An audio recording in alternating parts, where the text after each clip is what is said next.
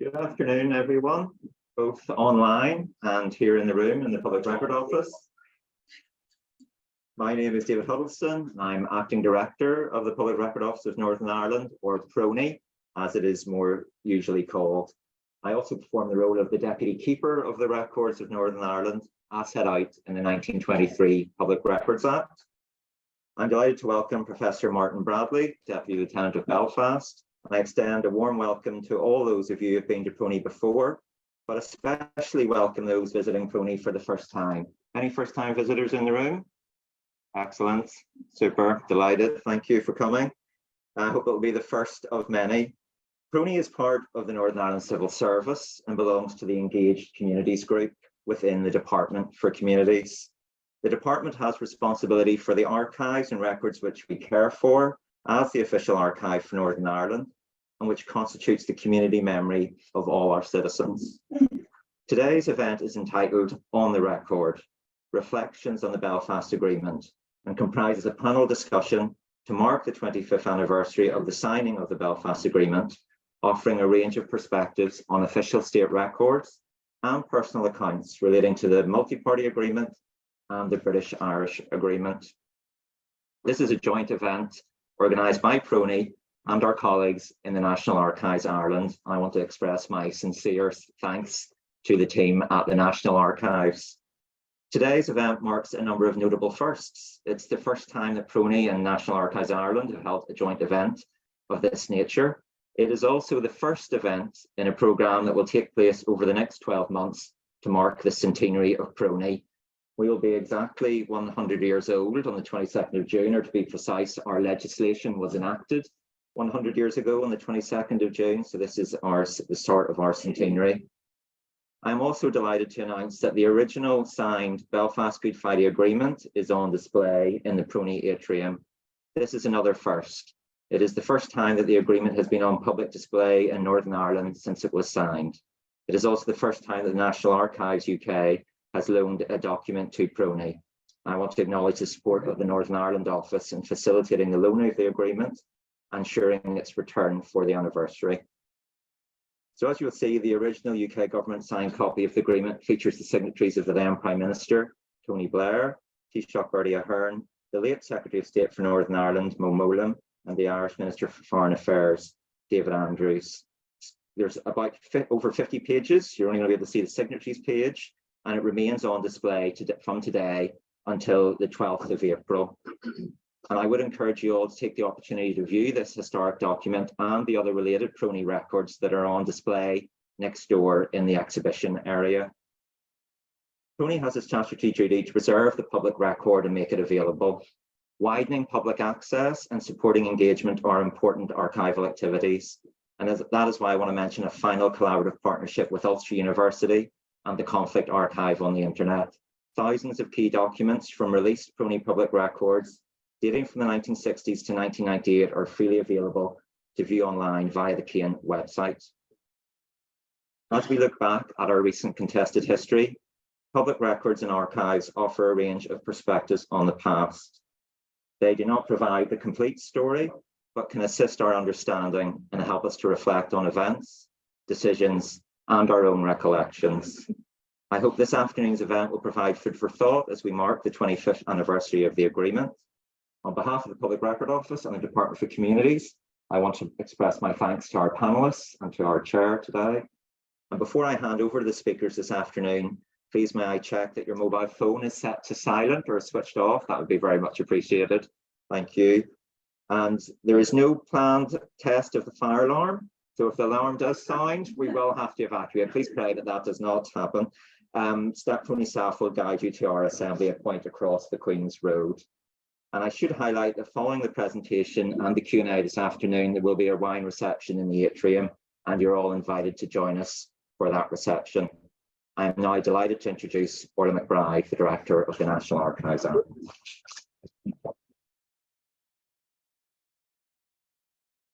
Thank you very much, David.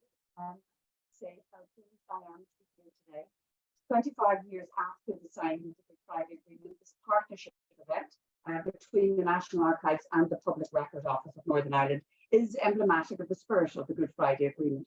The the positive and the constructive working together of bodies north and south. On this day, a quarter of a century ago, tensions were high in Stormont as they entered the final week of negotiations. And I have no doubt that David Donoghue will provide us with a very personal recollection of those final days and hours that led to what is undoubtedly a remarkable document, the Good Friday Agreement, the Belfast Agreement, a document based on political leadership, vision, compromise, allowing us to break a cycle of violence on the island of Ireland that had continued for 30 years.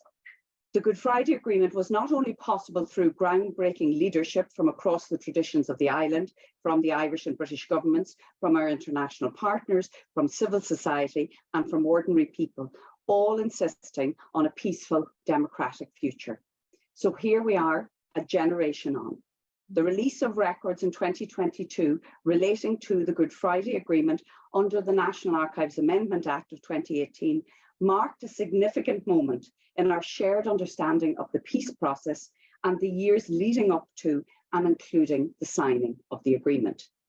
We all recognise the rich benefits that derive for the people of Northern Ireland, as well as the enhanced North-South cooperation through the many North-South bodies established under the North-South Ministerial Council in areas such as tourism, arts, culture, language, education. The records we released under the 20-year rule relating to the Good Friday Agreement offer an invaluable insight into the politics and the people involved in Anglo-Irish affairs. Reflecting on these records and that time, our panel members will provide diverse perspectives on this time in our shared recent history. In the experienced hands of broadcaster, journalist, current affairs presenter Miriam O Callaghan, we hope that the afternoon will be both challenging and thought-provoking for all who attend here in PRONI and for the many people that are registered online. So finally to say, the British copy of the Good Friday Agreement is here in PRONI, and the Irish Government's copy of the Good Friday Agreement is on public display at the National Archives in Dublin, again to mark the 25th anniversary. And this panel discussion is presented as part of a series of events planned throughout 2023 to mark the 25th anniversary of the agreement. So I'm now delighted to hand over to Miriam O Callaghan and to say how thrilled and genuinely honoured we are that she has come to chair today's discussions. There is no more expert a broadcaster than Miriam O Callaghan to guide and deftly manage this afternoon's discussion. So I'm just really very pleased to hand over to Miriam for the rest of the afternoon.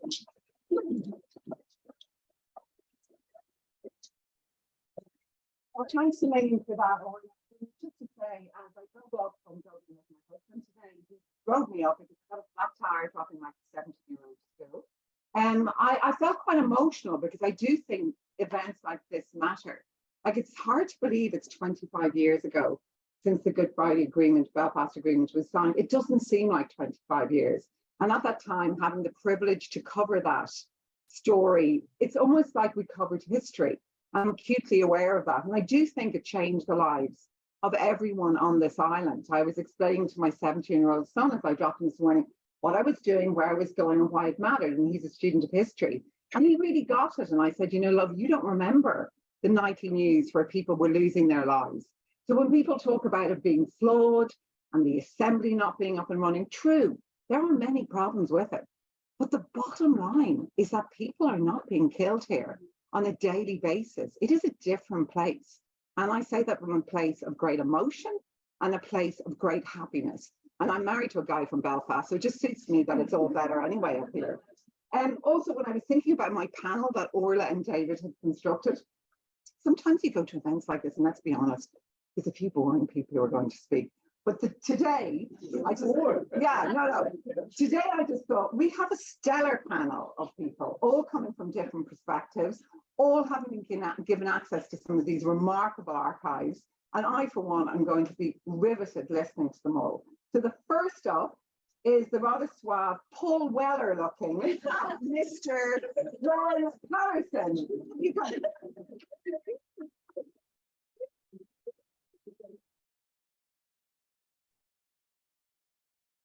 I would think somewhere somebody said it, Paul Howard. You look really bad.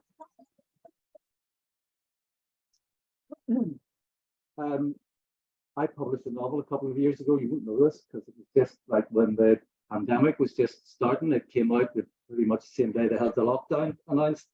But in it, there's a chapter, I think it might be set in this room, where a guy is standing at this lectern, and he can't get it to move. He wants it to move, and then he pulls it really hard, and he breaks a cable, and a century of memories are completely erased. The entire past is erased, and then the alarm that you were told isn't going to go off, it goes off, and that's when he discovers he has no trousers. So none of those things will happen. Leonard Woolf, the writer, used to write without his trousers, standing up.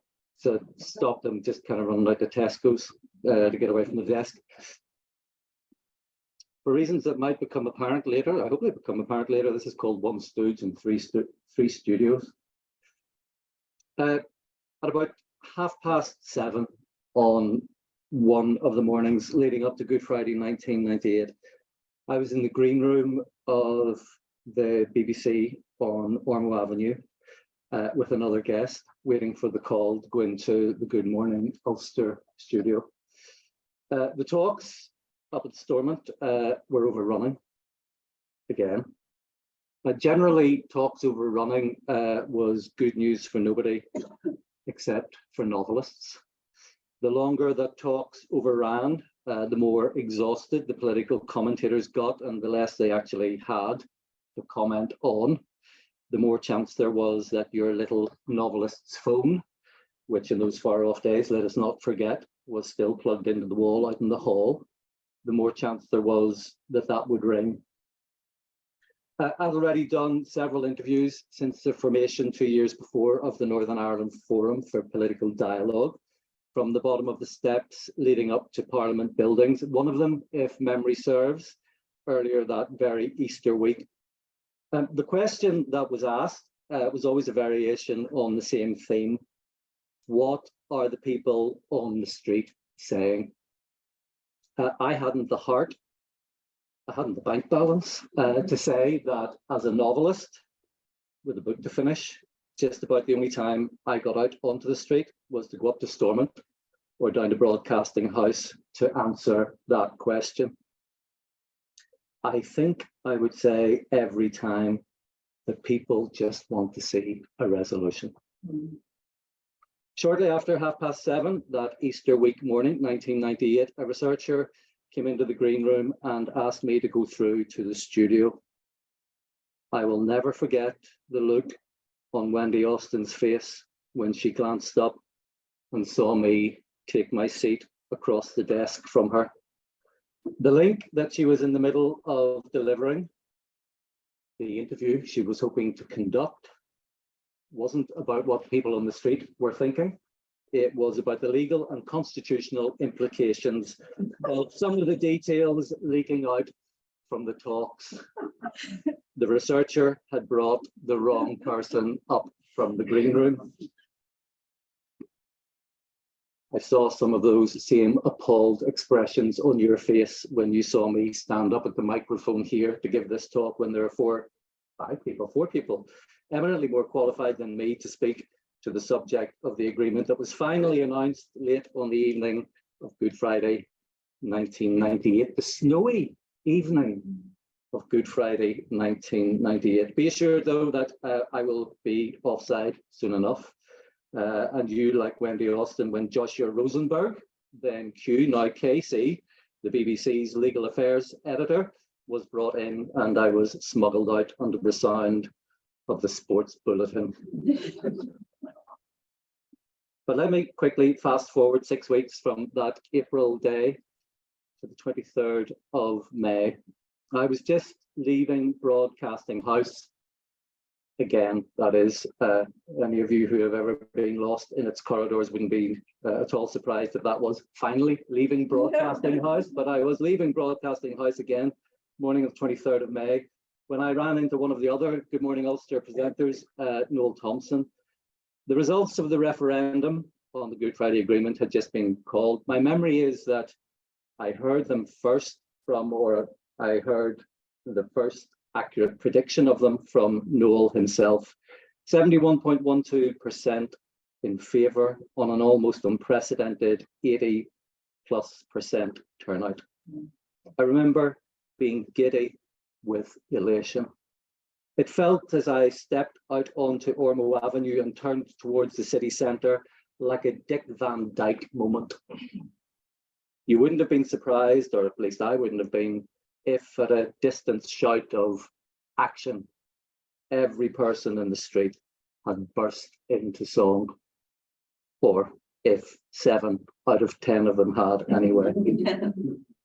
Ian Paisley's claim that he had won a majority of the unionist vote sounded not just mathematically dubious, but politically desperate. For the second time in a month and a half, the DUP looked like yesterday's women and overwhelmingly men. As for the agreement itself, in truth, I remember more discussion about whether the family on the cover of the document circulated to every home in Northern Ireland were staring at the sun coming up on a new day, or the sun slowly sinking, than about anything that was on the inside. We voted, for the most part, as people for the most part vote in all elections and referendums, on the headlines, or on the reports of the headlines, or on what we heard other people say about the reports on the headlines. There's a glorious moment in the final episode of Series 3 of Derry Girls, which captures this perfectly. Joe McCool, by Ian McElhenney, has read the introduction to the agreement alone 3 times and can't make head nor tail of it. The agreement, by the way, in that final episode of Derry Girls deserves its own IMDb credit. So often does it appear in shot. So Joe has read it. I read the introduction 3 times, double Dutch. He says, "Well," says Cathy Kira Clark in the role of his daughter Sarah, "according to Shauna Sharkey, if you vote yes, you're allowed to swing both ways. You can be Irish, or you can be British, or you can be bi." Fast forward again to June 1998, the eve of the elections to the first Northern Ireland Power Sharing Assembly, the first Power Sharing Assembly since 1974. I think we need always add, and we need always to remember again, Seamus Mallon and his mordant verdict on the Good Friday Agreement as Sunningdale for slow learners. June 1998, I was in London for the recording of the pilot of a new, and as it turned out, extremely short-lived current affairs programme called Zeitgeist, co-presented by Trevor Beattie and Jonathan Friedland. You can tell it was 1998 because broadcasters still thought it was a good idea to have 2 male co-presenters.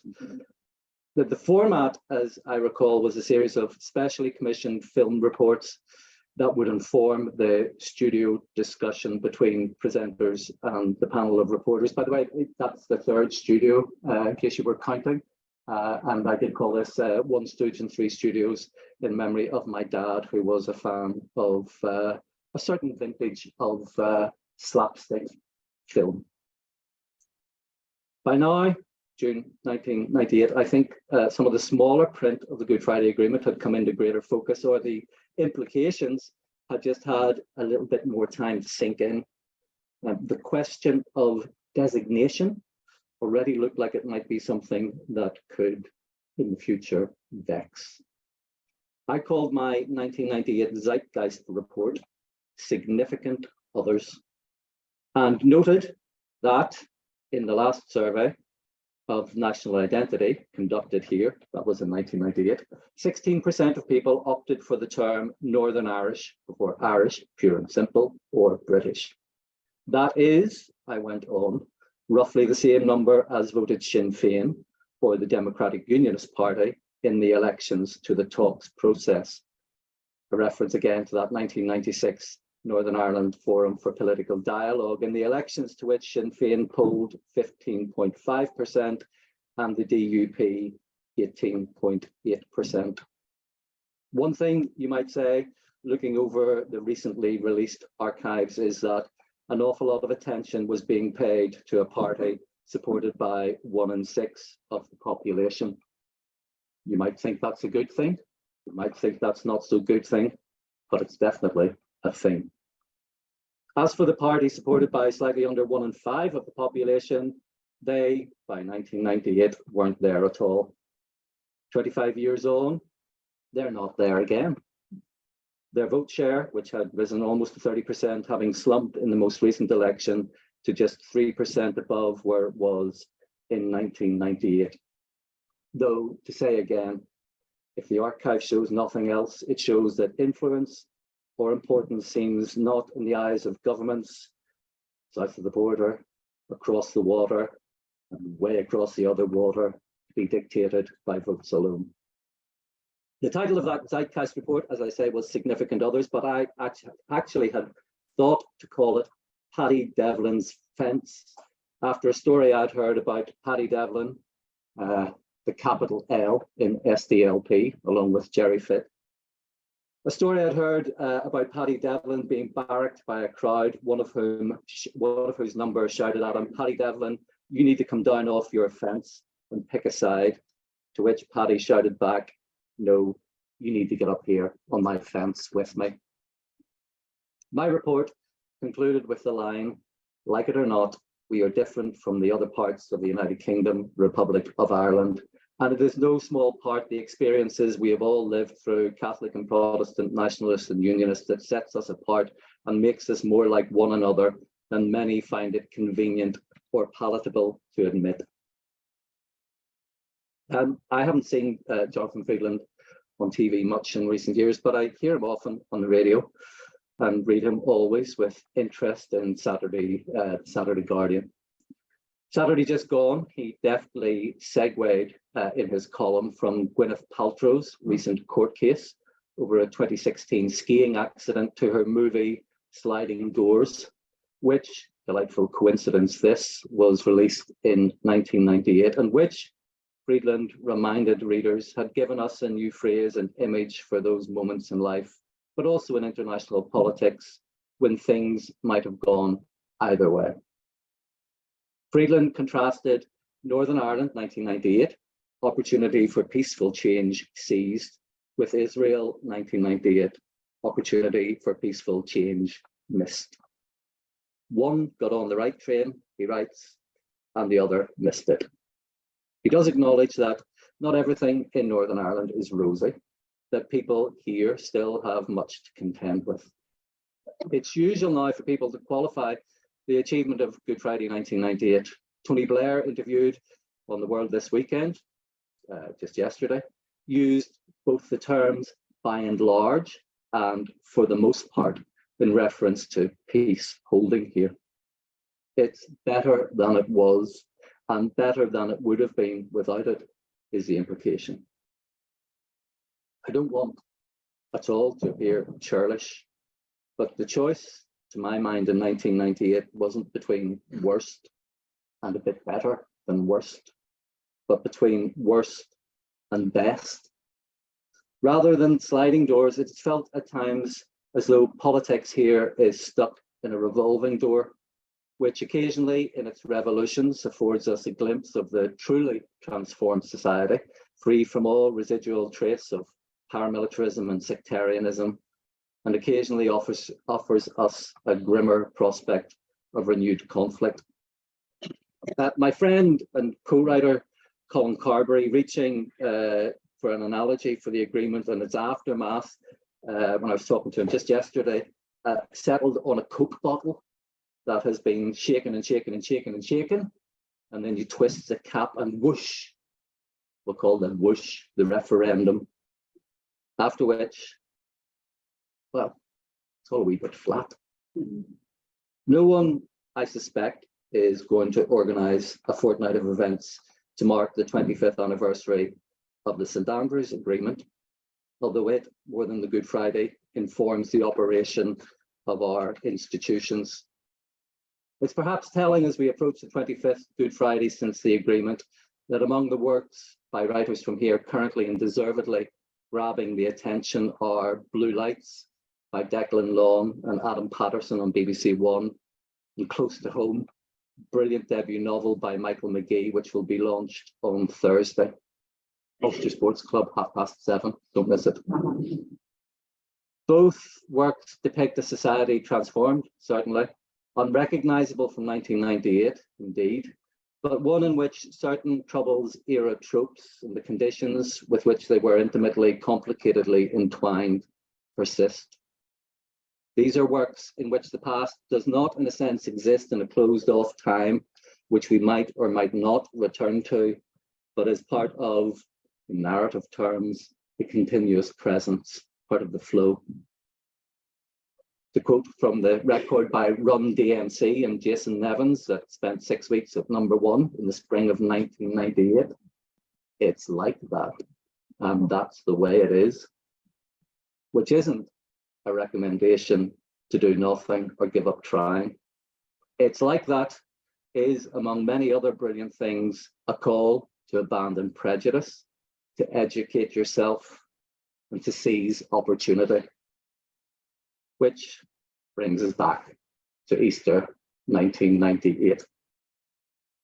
I said earlier I had been expecting, when I left the BBC on the day that the referendum results were announced, I've been expecting a Dick Van Dyke moment.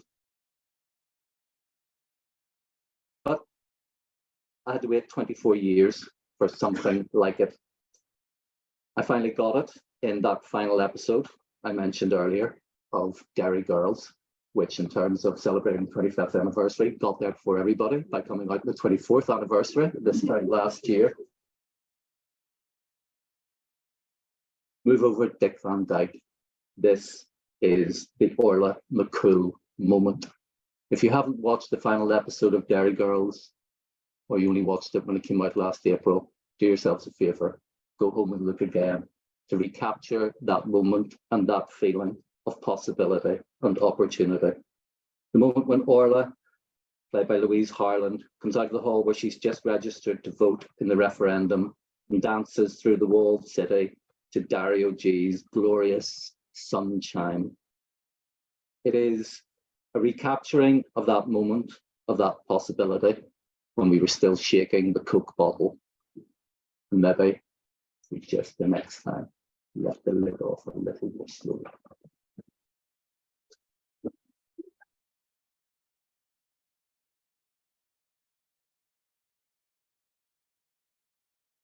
Thank you so much for that, Glenn. Right from Lebanon, no wonder you write it. And you're also, of course, director. Our next speaker this morning will give us an historian's view in the archives. Marie Coleman, of course, she's Professor of 20th Century Irish History and Head of History at Queen's. She lived in Dublin, in the Republic, actually, at the time of the Good Friday Agreement. So she'll give that interesting historian's perspective of being somewhere else other than in the north at that time. Also teaching university students. She'll have a strong perspective on how they feel. And she's also advised a number of public bodies on historical commemorations. And in 2021, Marie, you were a member of the Northern Ireland Office's Centenary Historical Advisory Panel. Ladies and gentlemen, Marie Coleman.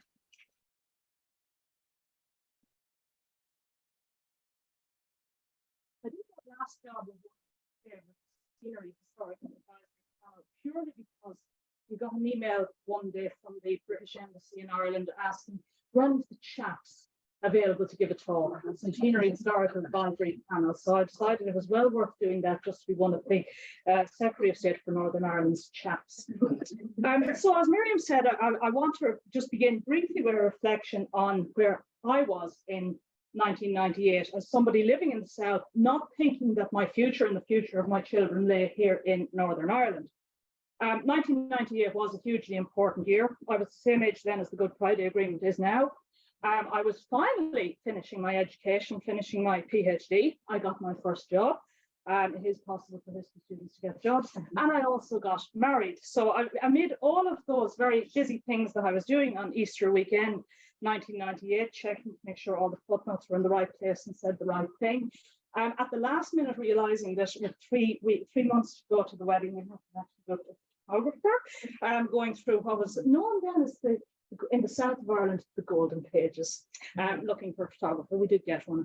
I have to say, but I think what I wanted to get across was that I do remember that weekend. There's huge lot of other things going on in my life personally, but I remember distinctly, is this going to be a Spy Wednesday agreement? Is this going to be the Holy Thursday agreement? And finally we got as far as the Good Friday agreement. You see, when you had your Catholic upbringing, you knew all these dates and Holy Week, so you knew what you were going to call it. The point I want to get across, though, is for those of us living in the South, and I think Miriam and David and Amanda would probably agree on this. Yes, we weren't affected by the Troubles to the same extent. It didn't impinge on our lives as it did on the lives of people here, but it mattered.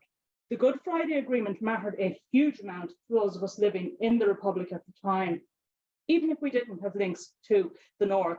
And I think sometimes Northerners think we were insulated from it, and it doesn't. Those of you in the South don't understand it, and probably we don't. But my main point is Good Friday really mattered to us in the South. And one of the most important votes I cast was in the Southern referendum. Glenn spoke there about the Northern one.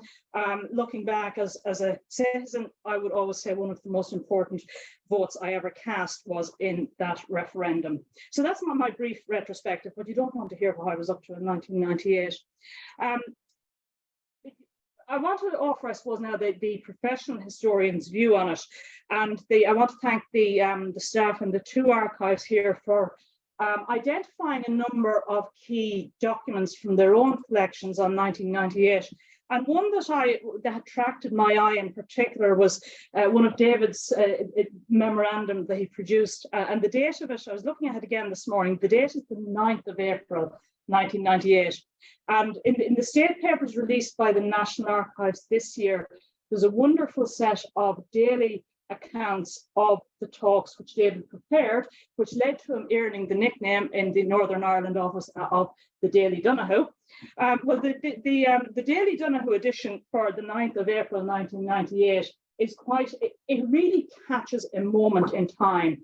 And there's discussions about decommissioning, and there's discussions about cross-border bodies and all things. And the last line just says, well, we finished the meeting and we went off to Castle Buildings. The meeting was held at Hillsborough.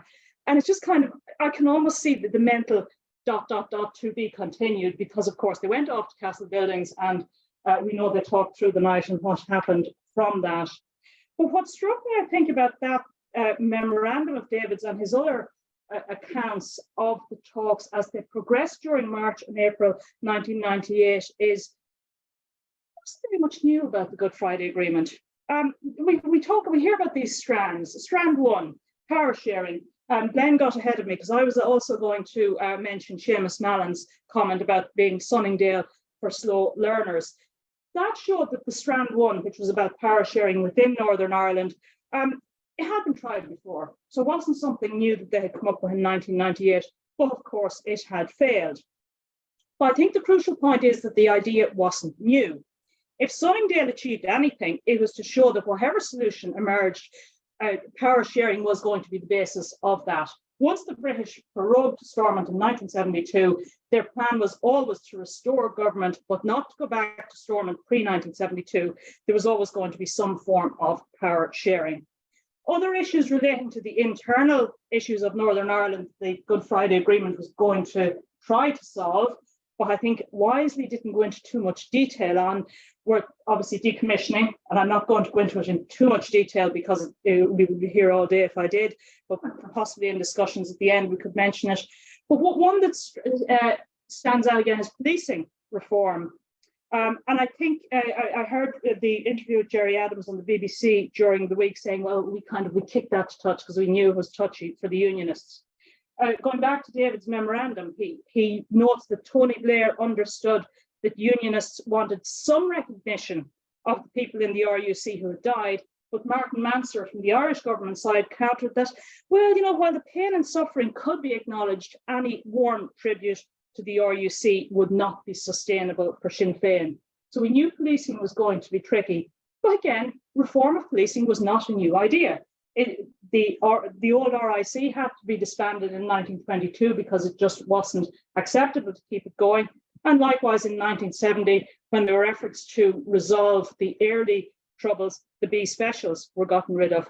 So a lot of what's in Strand 2 of the Good Friday Agreement isn't new. There is a historical background to it. Strand 1, sorry.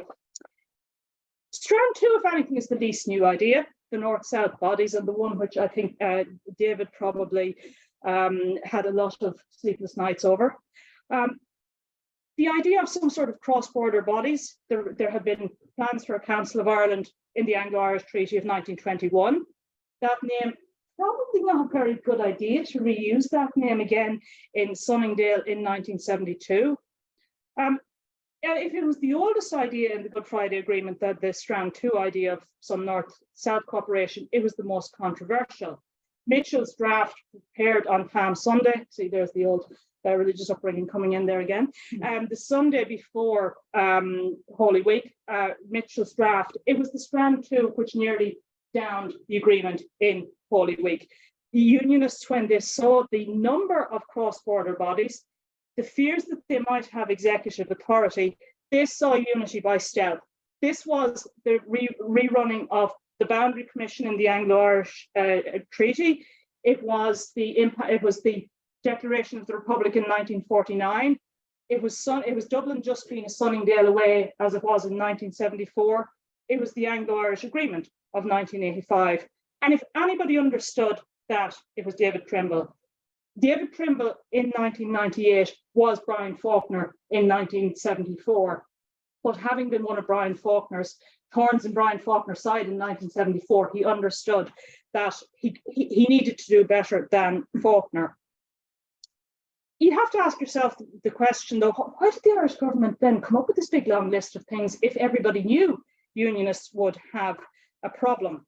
And I think the answer is that Unionists weren't the only ones who had learned lessons from Sunningdale. Nationalists were wary of these cross-border bodies being subject purely to the Northern Ireland Assembly, because as they saw it, the Unionists would bring Sunningdale down, bring the Good Friday Agreement down as they had brought down Sunningdale if there weren't some outside bodies running these. From the nationalist perspective, Strand 2 had to have some powers independent of the Assembly.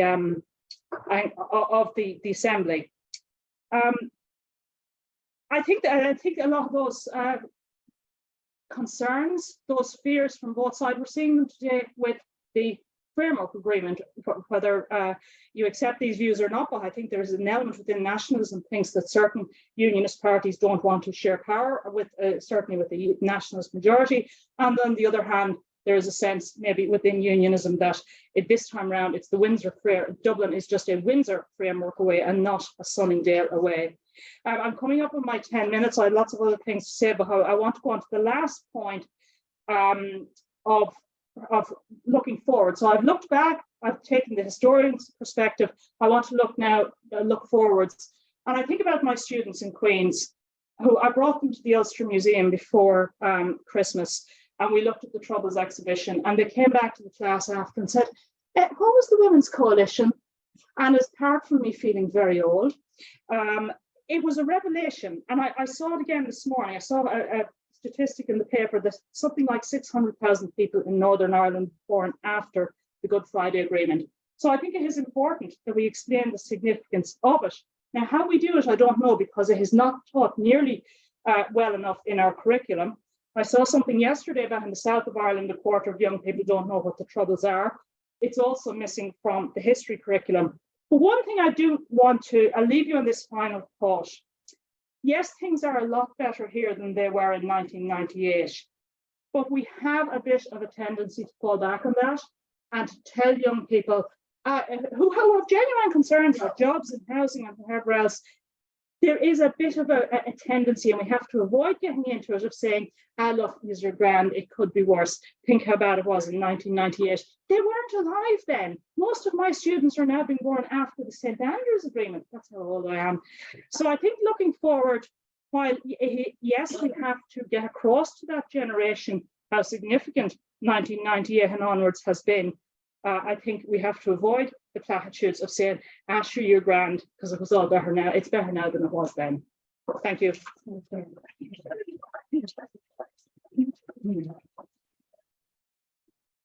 Thanks so much for that, Marie.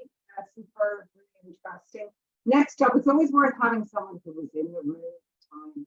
And our next speaker is that he's also one of the most modest diplomats I've ever met. He's worked in Northern Ireland peace, Anglo-Irish relations for almost 25 years. He's a fount of information. His new book he wrote, One Good Day, had the privilege of interviewing him about recently. He was in those negotiations working on behalf of the Irish government. He knows exactly what happened. Give a warm welcome to Dave Donoghue.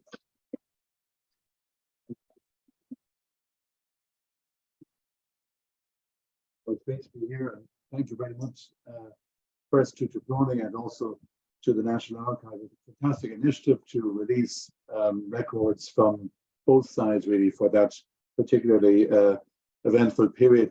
I must say that the reference earlier on to the signed copy of the agreement, even that, it just brings back to me how chaotic and how completely unpredictable the last few days 25 years ago were, because as you I'm sure all know, there was no signed agreement in the strict sense of parties sitting down and formally signing it for a very simple reason. Two parties needed to secure approval from their, I'll phrase it carefully, from their wider supporters, and therefore, in particular, DUP and sorry, Freudian slip, the UUP and Sinn Féin were not in a position to sign. Therefore, it fell to a couple of the other leaders on Good Friday to say more or less, well, we can't really have a photograph, but let's at least sign a copy of the agreement to show we were here, sort of thing. So that's why there were a small number of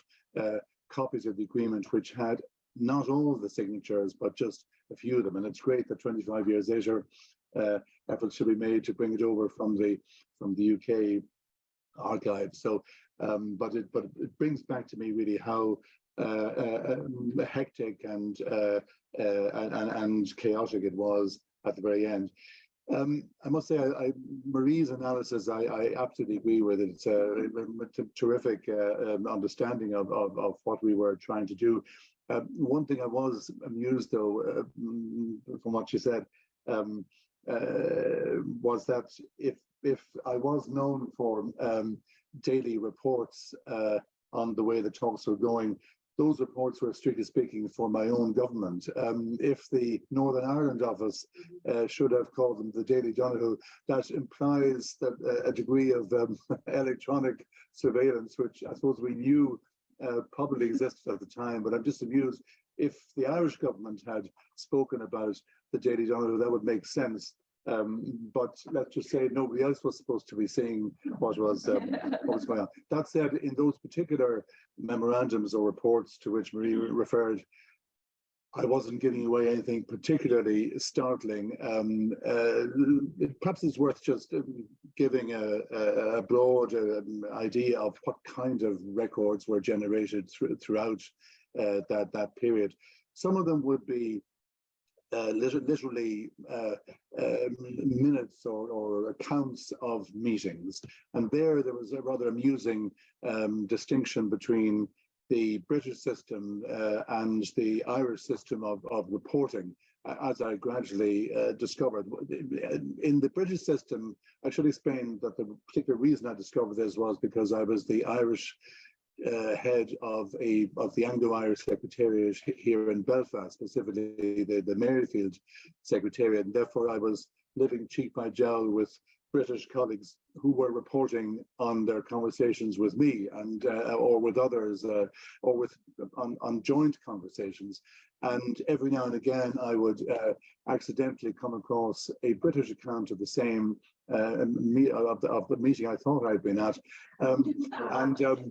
I know that's quite funny because it would turn out that, I mean, here I'm just giving a parody, but let's imagine that it was a meeting with Mo Mowlam or something. The British report would begin something like, there would be a little evaluation at the beginning, excellent discussion with the Secretary of State. Our Irish colleagues were exposed for the shallowness of their arguments. I mean, this is a parody. The Secretary of State played a blinder, etc. So the thing is that this evaluative approach was allowed in the British system, almost encouraged. In the Irish system, it was absolutely discouraged. So you knew from years previously that you would be consigned to outer darkness, to the most unpleasant posting if you were to rise above your station. You were expected to record a meeting basically as it happened, without a scintilla of subjective comment. So I was just amused by the contrast, that I almost wanted to see what my British colleagues had made of the same session. But let me just try and give you a flavour of that final week, since we're here, or we are in some ways retracing those steps. It really went quite differently from the way we had imagined. We, I think, sensed that there was going to be a big dust-up with the unionists over, as Marie was describing, over the Strand 2 arrangements. What we didn't expect was that this dust-up would last for almost the entire week. Now, we didn't know that there was going to be a week of negotiations. What had happened was that it was understood that Tony Blair and Bertie Ahern would come for the finale. They would come more or less to smile at everybody, give a joint press conference, and in effect just usher the agreement over the line. It was not expected that we would actually need prime ministerial time to get the agreement over the line, and it certainly was never expected that we would need 3 days of prime ministerial time.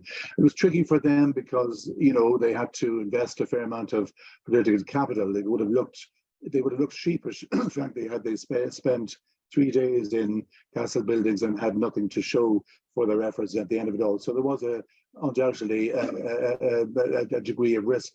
But it meant that the week began with us finding that the unionists were reacting very badly to what's called the Mitchell draft. That's to say, a single draft of the overall agreement, which formally was presented by Mitchell, but which in effect the two governments had already agreed among themselves. This Mitchell draft put the cat among the pigeons. You all know this. The unionists were very unhappy at the Strand 2 arrangements which were proposed, and therefore we had to spend a certain amount of time adjusting our position, rolling back, deciding that we could compromise on this and so on. What it meant was that because Strand 2 was the focus for about 2 days that week, there was very little time left over for anything else. I mean, we did have time for some other issues, but not as much time as might have been expected. Why was that? Because George Mitchell had made clear that he wanted the Holy Thursday deadline, the 9th of April. He wanted that to be strictly adhered to. Now, this was a deadline which the two governments had basically come up with in consultation with George Mitchell. I mean, it was felt that we had to really fix a deadline. But Mitchell added a nice dose of sort of emotional blackmail, because at the beginning of the week, he said basically, and you'll have heard this before, he said that, you know, I have a wife and a young child in New York, and I've hardly seen my son Andrew since I've been over here with you guys. And now I'm going back to New York at the weekend, and I'm not coming back. Now, he could have been bluffing, or it could have been sincerely meant. He said this with a smile, but everybody interpreted that as meaning it probably wouldn't be coming back, and who would blame him? So it meant that we knew that we effectively had to get an agreement through by Easter. There was no, and there was also a sense that while we might slip on Thursday, we could go into Friday, but there would be no question of going over the weekend. The momentum would be gone. So in effect, if we didn't make it on the Friday, it'll be all off for about 5 years. That was my own view. So that really meant that de facto there was a deadline. And therefore, if you think in terms of the Strand 2 discussions, which were only really resolved at midnight on the Thursday, going into Friday, it meant that there was effectively only the rest of the night and a little bit of Friday to handle everything else. So, as is well known, we got through we got the deal in Strand 2 around midnight. We then had the deal in Strand 1 within about 2 hours, which everybody had expected, to be honest. They saw a link. It was assumed that Strand 1 would fall into place after Strand 2 had been agreed. Then Strand 3 was relatively straightforward. Then we have the prisoner issue, which was sensitive, but was being handled in effect by the two prime ministers. That brought us to the early hours of Good Friday, when we all really did feel that the moment had come, and there was a real sense of waking up to a new world. And it's one of these things, I think, for everybody who was there, and I include very much the unfortunate media who were outside in the miserable conditions, including Miriam and many others. For everybody, it was a pretty grim experience, whether you were inside the building or not. But we really did feel on that morning that the moment had come. Then there was the well-known crisis within the UUP, and I, for one, thought by lunchtime that it was all over again. I honestly thought that David Trimble wouldn't be able to put out the fire within his own party. Come the early afternoon, we were thinking, this is it, we'll pack up our bags, forget about the talks. Then, to my utter amazement, around 4 o'clock, Mitchell rings around and says, well, you won't believe this, but I've just had David Trimble in my room, and he says he's ready to go for the agreement. And although Trimble had, and I'm not saying anything new here, he had tested the patience of both governments on many occasions, at the same time, we did recognise clearly the courage he showed at 2 or 3 key moments. He wasn't the only one showing courage, but he certainly was one of the more important people showing courage, and that was one of them. He obviously had a letter from Tony Blair which helped, but he was basically deciding the fork in the road had come. He was going to go one way, and he went the right way, and we then had the agreement. So you can see from that it was a kind of a topsy-turvy week. Nobody could have foreseen the end of it. At lunchtime on that Friday, I, for one, thought, and I've been involved for many years beforehand, I thought it was all over. So that, in that sense, there was a touch of the miraculous about it. Of course, in the meantime, it hasn't been quite such a miracle, and Glenn, I think, captured that very, very well, especially when he, in his final remarks about let us not release the air quite so suddenly from the Coke bottle in future. I know exactly what he means. There has been some disappointment, some disillusionment, but it's still, I think, the only way to go. In my view, the Good Friday Agreement is the right approach. It just has never been given a chance. A final word really about the documents, about the archives. I really think that it is fantastic that this initiative has been taken by the two archives, North and South. There's a lot in, dare I say it's one of the authors, but there's a lot in the documents which have been released on both sides of the border. It is, for me, fascinating to see some of the stuff. I mean, I knew it at the time. I'd forgotten it. I haven't looked at those articles or I should say reports in 25 years. But it reminds me of the diversity of what we were dealing with. You'd have a conversation about orange parades with the chief constable one moment. Another moment you're talking about flags and emblems. Another moment you have a row between two prime ministers. At another moment you have great bonhomie between two prime ministers. That's clear if you read the accounts of the conversations between John Bruton and John Major on the one hand, and Berta Ahern and Tony Blair on the other. You had a huge discrepancy or contrast, let's say, between Paddy Mayhew as the Secretary of State for Northern Ireland and the person who followed him, whom he kindly referred to as a good egg when I met him. So looking back, it brings back to me just the richness of the issues, or let's say the size of the challenges, but also at the end of the day, we somehow collectively did manage to find a way forward, and so it is. I congratulate the National Archive and PRONI once again on what they've done, and I hope that they'll do more of this, because it really is a fantastic public service. Thank you very much.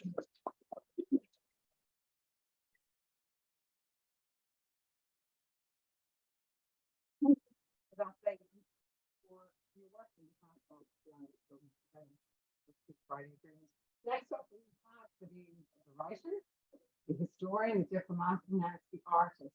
I probably hardly need to introduce Amanda Dunsworth. Her work is quite extraordinary. She's one of the most talented artists working on this island. She's going to come up now and talk about some of her works, societal transformation, and the context of the agreement. Amanda.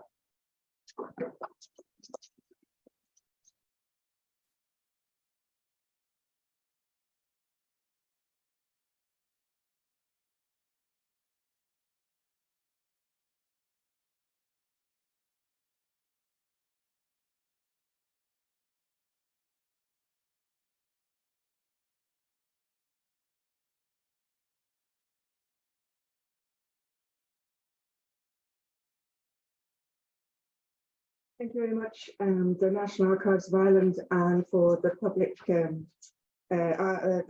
Record Office of Northern Ireland for inviting me here today. I'm going to talk about the Keeper Archive, and all this work comes under the title of the Keeper, and has artworks, objects, and documents. And today I'm going to talk about the artworks. I was artist in residence in the Maze prison from 1997 to 98. And I was working with the Republican Loyalist prisoners. And I was working on a piece of work called Time Trap, which involved that I had to bring in a lot of different types of equipment which hadn't been allowed into the prison before. So I got to know the prison officers very well. And I got to know one particular prison officer called Billy Hull very well. And Billy Hull was one of the senior prison officers. He was actually sat with the hunger strikers and also was the person involved when anything happened within the prison. So if there was a tunnel or a killing, or they found some documents that were needed to be used by the army, they were sent out of the prison. They were sent to the NIO, to the army, to the courts, and then after a couple of years they would be redundant and they would be sent back to prison. And prison policy was to destroy. The individual who was supposed to destroy them was Billy Hull. Billy Hull was also an amateur historian, and he recognized he was living lived history, and he didn't destroy them, and he hid them. And he hid them in the Long Kesh compound for 15 years at the height of the Troubles. Time passed, and after a while, the prison is beginning to wind down, perhaps. There's a new governor, Governor Steve Davis, and Billy goes to Governor Steve Davis and tells him what he's done. The governor gives him time off from his duties and allows him to collate and gather the objects. And he put on a display in the old laundry building inside the maze. So it was a display that was not open to the public. And then Billy would give tours to individuals around. I happened to be in on one of those tours on one of those days with a camera, and I documented Billy giving the talk, and I documented the artifacts. Billy's action and his act of repeated saving of these artifacts and being in lived history greatly influenced me as an individual, as an artist. And it took a while for me to process this. And these types of engagements take a while to process. As an individual and society, we need time. But I made a piece of work called Billy's Museum, which was based upon these artifacts. I'm going to come back to the artifacts later on.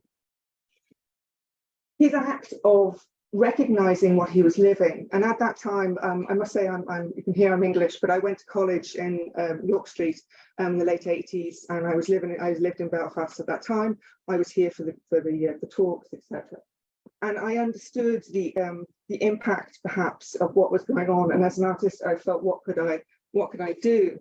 So I began to reach out to the people who post the Good Friday Agreement, so starting about 2003, 2004, and see if they would be filmed for a series of portraits. And portraits are all 20 minutes, they are all silent, they are all 4:3, and all of them have a visual parody of this red curtain behind them. When I filmed John Hume in 2005, I recognized actually that there was, with the exhibition, I held these portraits back from exhibition immediately. And the reason being is, as I understood, because I was living in Northern Ireland, that society sometimes needs a lot of time to process things. We're at a 25-year point.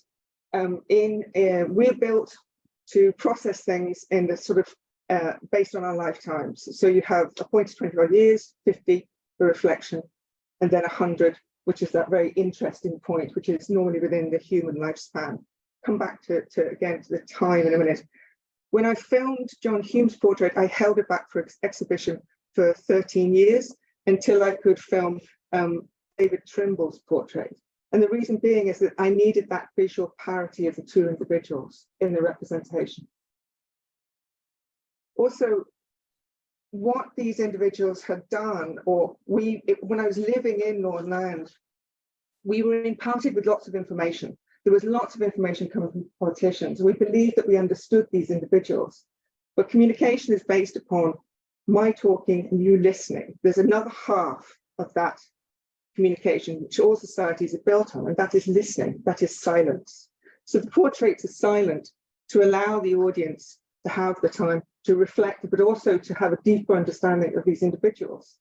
And the reason to have a deeper understanding is that these individuals brought something that was quite astounding. For me, it was very important to represent the women who were in this room as well. And when I filmed Monica Williams, and actually she is the only portrait that I've filmed twice, there are only one take.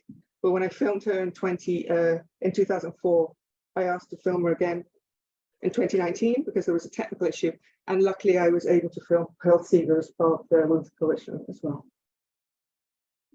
Seamus Heaney was a very interesting portrait film, and I don't actually have time to go into the wonderful dialogues that were going on with myself and his daughter Orla, and then over the years.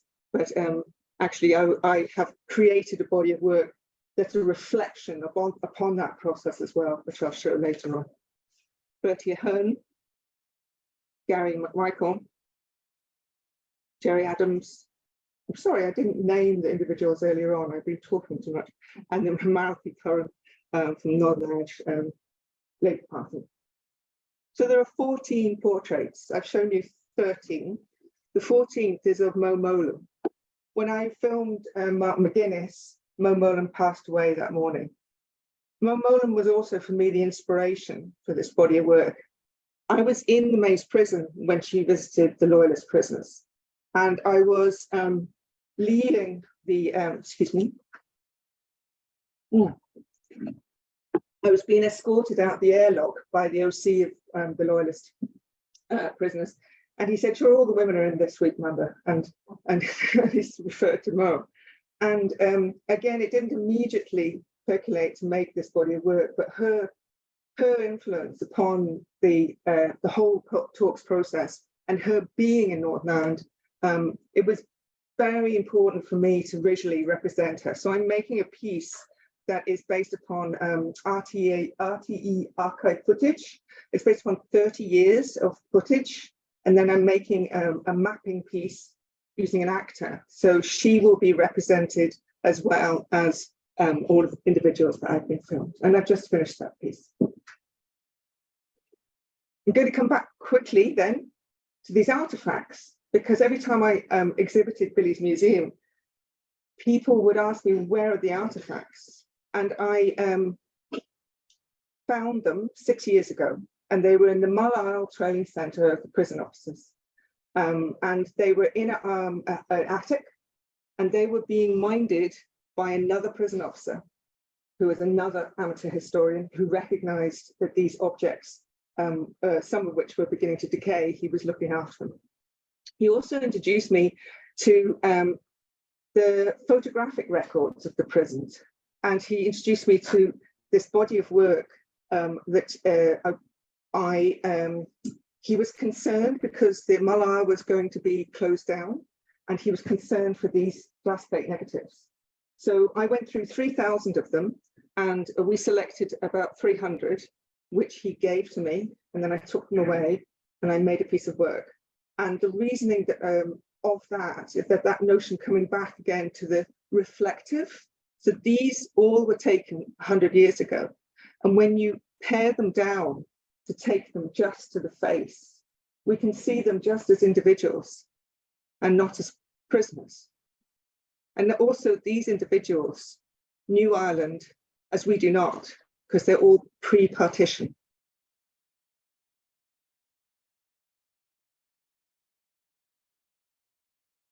So I created this piece, which was shown at the 20th anniversary, actually, of the University Agreement in the Hugh Lane. And I made a piece from these, which were 100 of them. And the piece is called 1899 to 1918. And actually, I'm just staying on this one because the prison officer who I worked with second time said to me, that's a suffragette, which I think is lovely to see. So then they were presented as the 100. So there's that notion of being able as an audience to reflect back. We can equate ourselves much better with something that's 100 years ago than 25 years ago, because we are still living history. And we as societies need time and that reflection. But the role of the artist is to collate and to gather and to represent and to have that stored so that future generations can reflect. And here's a body of work, which I'm going to finish on now, which is my reflection upon the process of making those pieces of work. And Memento Agreement is based upon my journeys to meet the individuals. It's based upon my memories, which I've written, the stories of the encounters. And it's then based upon a drawing as well.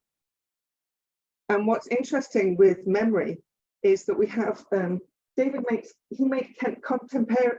contemporaneous pieces of writing. They were immediately after the fact. But we as a society and we as individuals have, the longer you leave it, the different the memories are. And it's incredible how, as a society, as a group, a collective, that we reflect and things come up more and more.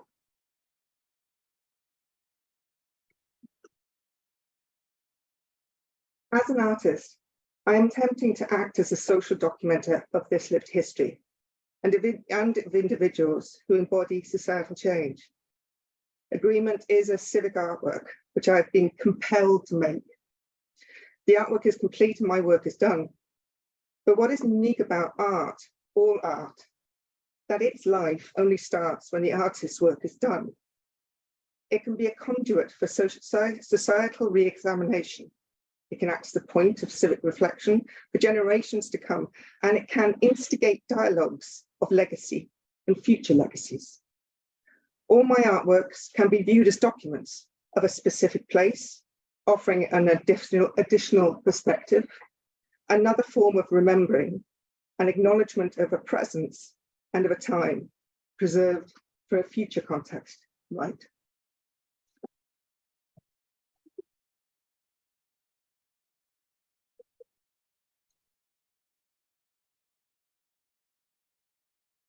Well, Amanda, thanks so much for that. That was absolutely fascinating. Thanks so much. I've never seen any of that before.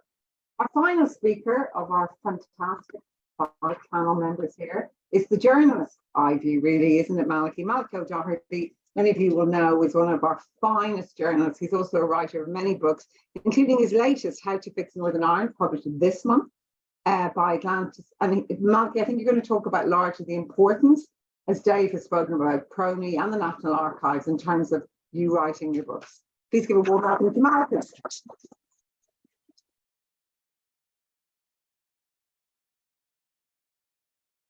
Thank you very much.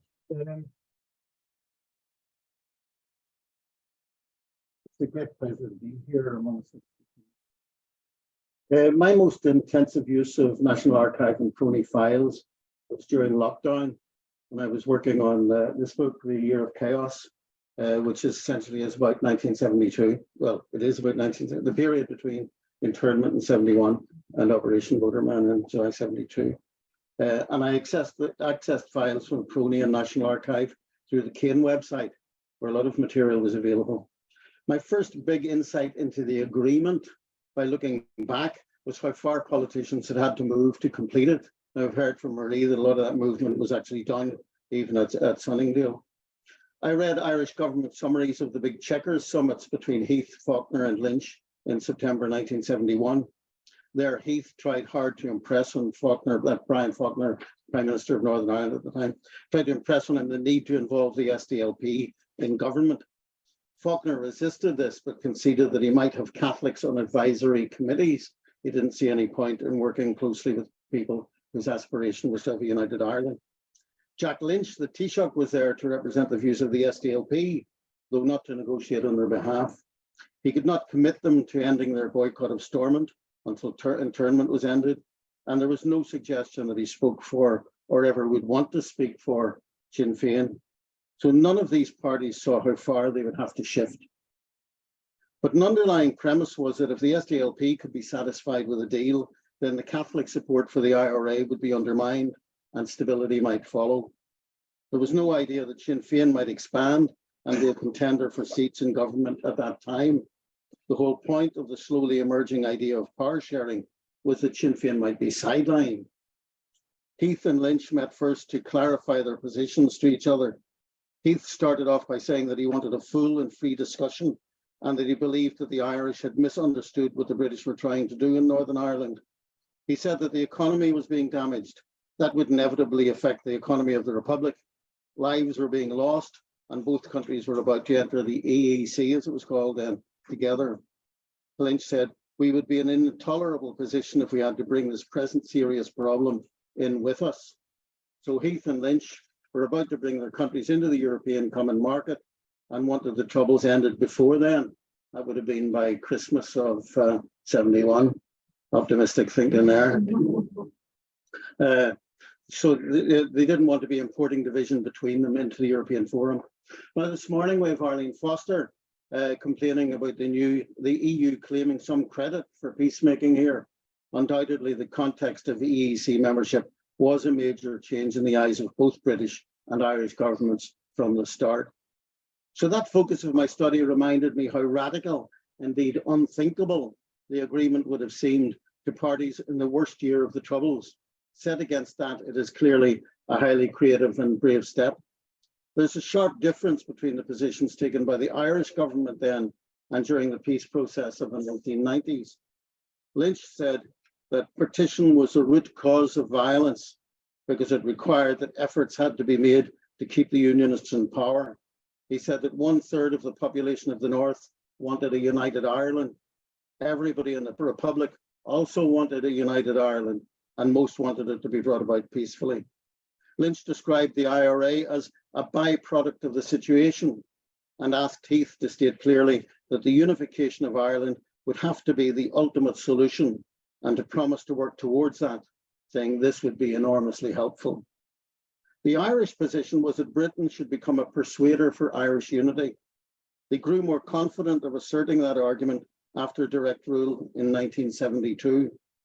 An advisory paper compiled for the Department of Foreign Affairs in Dublin set out the reasoning behind this. The paper was called Towards a General Settlement and was marked secret. It's lovely when you go through documents and you see top secret. You really feel like you're getting into things. You know, they're not always that very interesting either. The paper contests the British claim. That's the paper Towards a General Settlement, an advisory paper for the Irish government. The paper contests the British claim that Ireland could not be united without the consent of a majority in the North. So the consent principle was rejected by high-level advice to the Irish government in 1971-72. Cardinal Conway, the Primate of all Ireland, had said that the IRA was wrong to think it could bomb 1 million Protestants into a united Ireland. The paper reviewed that statement as unfortunate because it assumes that all Protestants in Northern Ireland are against the idea of a united Ireland. However, at this stage, the Irish were working on the parallel assumption that all Northern Catholics did want a united Ireland. The paper said the Taoiseach said that the Taoiseach should now assert that Irish policy was to change the constitutional status of Northern Ireland altogether. It said that is not conquest, not assimilation, not victory. It is a constitutional reform which history imposes on the country as a whole, right? This is very close to Irish government thinking in 1972. The first application of that strategy came when the Minister for Foreign Affairs, Patrick Hillery, a future Irish president, met with the new Northern Ireland Secretary of State, William Whitelaw, at the end of April 1972. He practically badgered Whitelaw into accepting that the ultimate goal of his new political initiative must be a united Ireland. Perhaps Ireland was emboldened by the fact that two recent former prime ministers, Harold Wilson and Alec Douglas-Hume, were both arguing strongly for Irish unity at that time. That idea of Britain as a persuader for unity was a key demand of Sinn Féin's at the start of the Good Friday talks, and Britain still resisted it. 1972 gave us the first peace process, though the term wasn't used then. IRA leaders Gerry Adams and Daithí O'Connell met with British diplomats Frank Steele and Philip Woodfield to prepare the way for a meeting between the Army Council and the Secretary of State in London. We can read Woodfield's account of that meeting and see how each side tried to play the other, and from their efforts, we can infer what their objectives were. Here we find several elements of peace processing that worried people in the later peace process of the 1990s. The ambiguity, were the IRA given permission to carry guns for their own protection during the ceasefire? They understood that they were. The British side was vague, saying that there would be no need for them to carry guns if there was no trouble. The ceasefire itself was understood by the British to be holding, even when the IRA and loyalists were killing civilians. More people were actually killed during the 2 weeks of the July 72 ceasefire than in the 2 weeks before it. Let that sink in. And we can see how statements from this by the Secretary of State were edited and re-edited to obfuscate on the question of whether the Special Powers Act would be suspended for the duration of the ceasefire, because on the documents we can see the tick marks and the penned amendments.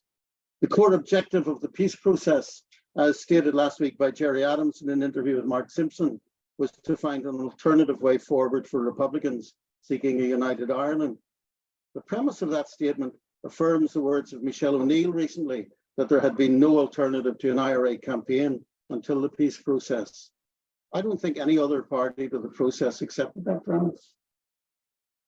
But setting that declared objective against the methods deployed to achieve it raises doubts about its integrity.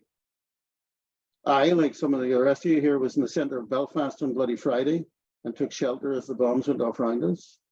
The PRONI and NIA files carry the statements of politicians and others afterwards, appalled, saying over and over again that no political objective was served by such barbarism.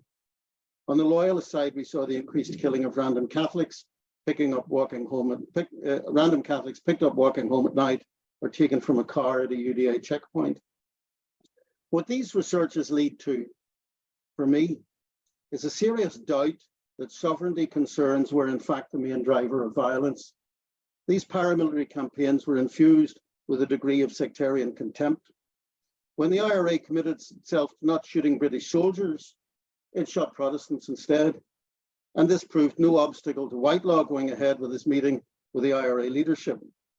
So when I reflect on the Good Friday Agreement, I ask if it misses the point, makes the sovereignty question central, and does too little to urge the merging of a divided society. Tony Blair said recently in an interview with Eamon Malley that the Good Friday Agreement, the problem in Northern Ireland was really quite simple. You know, you had two different views of the sovereignty of the place. All you had to do was find a compromise between them. So my next book considers how that misses the point very largely. But I have a footnote for the benefit of people who have PRONI in their hearts. The Irish government had set up an interdepartmental unit on the north of Ireland. This unit met to discuss ways of seeking increased cooperation with Northern Ireland, a region whose name the unit was averse to actually using, of course. The October 71 meeting discussed a proposal for joint cooperation from the Northern Ireland Public Records Office. The Irish detected excessive zeal from PRONI. This interdepartmental unit on the north of Ireland reported to the Irish government Business Records Committee of Archivists studying counties being split over how to proceed.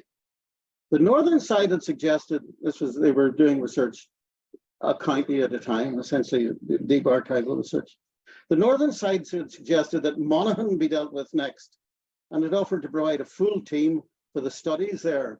But our own public record office had a strong preference for Meath because the county librarian there was known to be more cooperative. It was a reminder that while armed groups were advancing their agendas or trying to through murder and sabotage, and while governments labored to find a balance between political initiative and armed force, sometimes the prospects of cooperation between North and South hung not on high wire diplomacy like David's, on military strategy like Tom's, but on the genial nature of the county librarian. Division was real and trust was low. That was the problem. Thank you.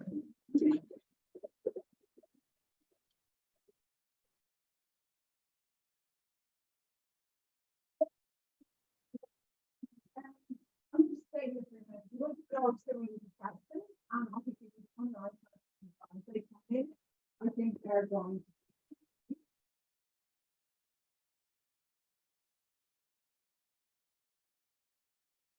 Good question. This moment in the Yeah, panel. no. And I have Yeah, my there is a man, a woman, a man. Great, I'm gonna give you a microphone if you don't mind. Thanks a lot. Thank you. Can you guys hear me? Yeah, go again. Yeah, so first of all, I'd just like to thank I don't think it's working actually. Maybe just turn it on.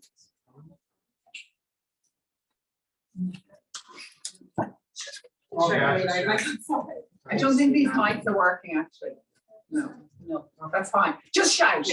Okay, Yeah. first of all, obviously I'd like to thank the panel. It was all very diverse and interesting presentation. I was wondering with David's piece about the Donoghue dailies and how if the British side are able to get their hands on them, was there different grades of information within the Irish side that the degrees of for their protocols in place to kind of stop stuff that they didn't want the other side to hear in case? Was it more casual? Good question. Do you want to repeat? So in other words, you're basically saying, do they have protocols? Do they have protocols in place to protect high-level information? Because I assume there was some stuff on the Irish side that, okay, the British had it, we prefer if they didn't, it's not the end of the world. Okay. We wouldn't like to know, for example, what compromises were willing to make in advance. Okay, how were you able to stop yourself being spied on, in other words? No, but David. the simple answer is no. But to be honest, it didn't bother us particularly.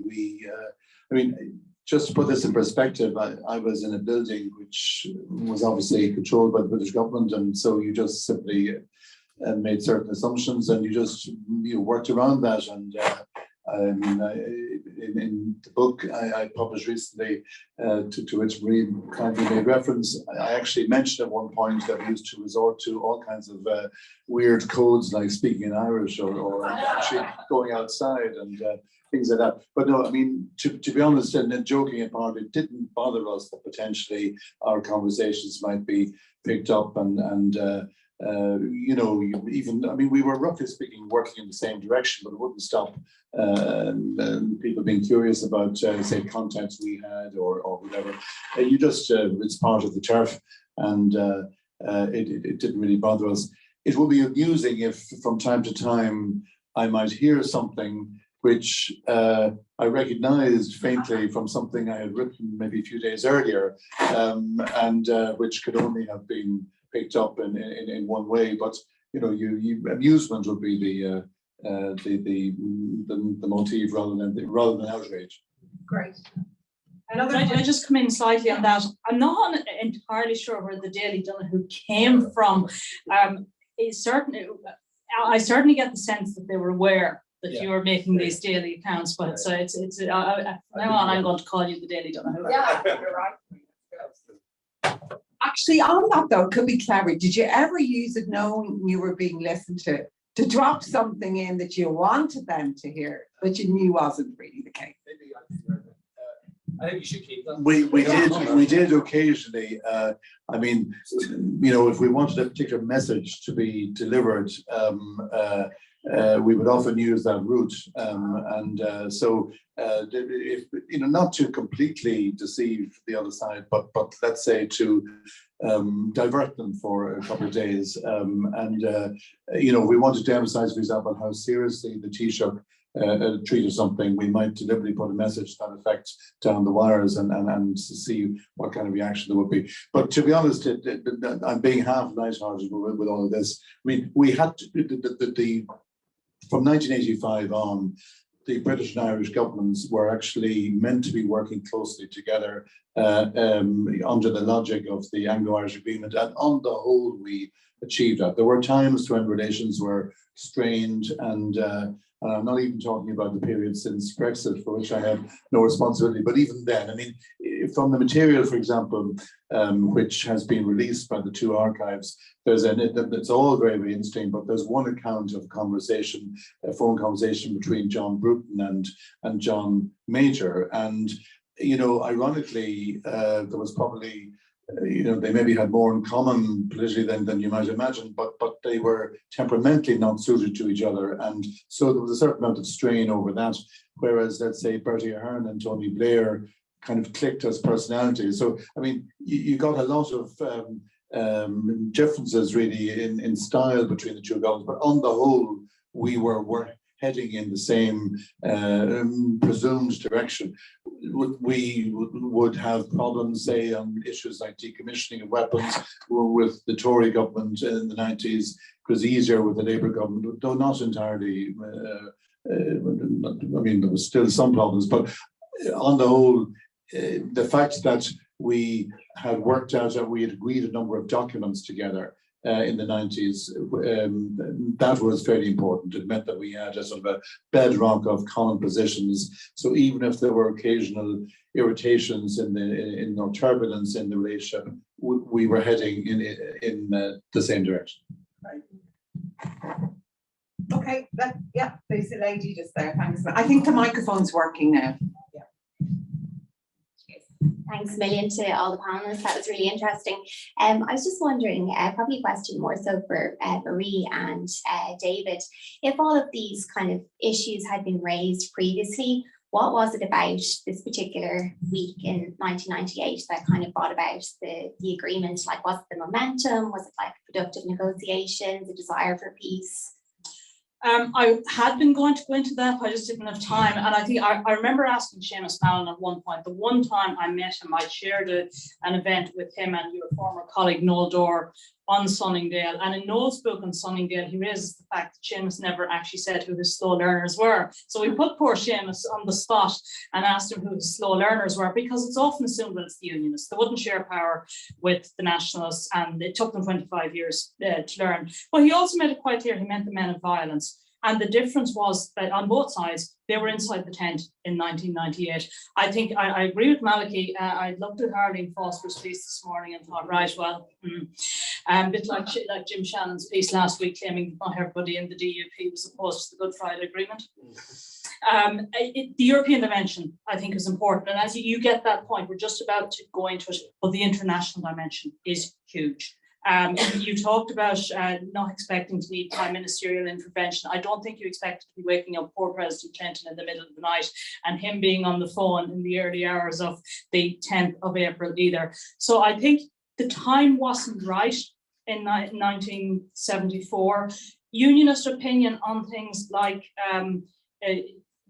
policing reform, on sharing power, came a long way. The British government, Keir Starmer recently in Queen's talked about how great the Good Friday Agreement is and great achievement of the Labour government, and a few of us sitting there going, well, less said about the Labour government during the 1970s, the better. So British government had changed. I think everyone had come along. They just weren't ready for it in 74. They were, they had 3,500 good reasons why they were more ready for it in 1998. Yeah. I just always assumed Sunningdale for slow learners referred to Sinn Féin. I just did. I just always thought that's what it was, because I mean, in Sunningdale, or in the power sharing government in 1973-4, the Unionists were there, and it was the Unionist party. I mean, that's a good God. I didn't know all this time what I was saying. Well, the Workers' Council as well, I think there's a lot, but Seamus made it quite clear. It applied to a wide range of people other than Sinn Féin. But yes, you're right, Sinn Féin were inside in 98 and not in 74. Do you want to add to that, David? It's a good question from that one. But I'm so interested in what... Just the momentum, I suppose. You were there. Yeah. I mean, there's no doubt that so I suppose I wanted to reply to the question about, or to the point about how we we have covered a lot of the ground already. Yeah. So whether you relate it back to Sunday or not, from 91 on, we had the three-stranded approach laid out.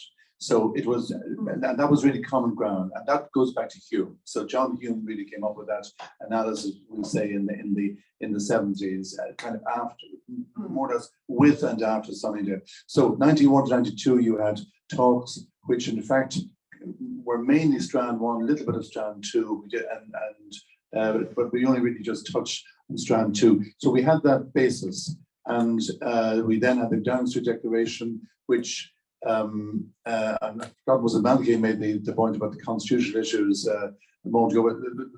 Let me make another one myself. The big advantage of the Downing Street Declaration and of the framework document linked to it, which came about a year and a half later, was that in effect we were clearing the decks on the constitutional issues and the constitutional sensitivities ahead of what became the Good Friday Agreement talks. So the point being that if we had tried to reach a constitutional understanding among two governments and 8 parties about on these deeply sensitive issues, Articles 2 and 3, it would have been impossible. And ultimately, the Irish government had the responsibility to get a referendum through on Articles 2 and 3. So it sort of made sense that the constitutional issues would be handled in a separate document. Of course, the Unionists actually liked the Downing Street Declaration. They didn't like the framework document, which came a couple of years later, because that went into more detail about the kind of institutions which might be needed if you're going to change Articles 2 and 3. Changing Articles 2 and 3 was an enormous step for nationalism. That meant that as a corollary, there had to be a fairly significant move on north-south bodies. So the framework document brought that out, which is roughly speaking why Sinn Féin, the SDLP, liked the framework document a lot, and the Unionists hated it. But both of those documents were really the basis for the Good Friday Agreement talk. So I suppose, some of the building blocks were already familiar. We knew the kind of shape that the Good Friday Agreement would have. We knew the kind of chapters it would have. So in a strict sense, there was no surprise. Maybe just the level of unionist concern with the north-south bodies, that went beyond what we expected. That was perhaps the main surprise in Easter week, but really it's to agree with the notion that we were roughly, it was familiar to us going into Good Friday, that nothing really surprised us at that point. Fantastic. There's a couple here online. You might take this one, Marie. It's from Paul O'Doherty. Goes, could the panel give us their understanding of EU involvement in the Good Friday Agreement as understood then and now? An hour later, Maria will be still talking. Yes, I think it does get to that point this morning. And I think the point maybe Arlene Foster missed is, obviously the EU weren't there. There wasn't an EU person in the room, but it's the way in which the joint membership of the EU facilitated meetings. In those documents, you see there were bilateral meetings. They'd be over for an EU summit, and it was yet another opportunity. It's the soft power of the EU. It's the enabling. It's not. It's not hard and fast saying, well, there was that EU person, then they came and they did that. But it's just the wider framework and things happening not just within the little Anglo-Irish bubble. There's a wider, and there's the finance. There's the peace, all the peace plans, there's the money and the general goodwill also. Yeah.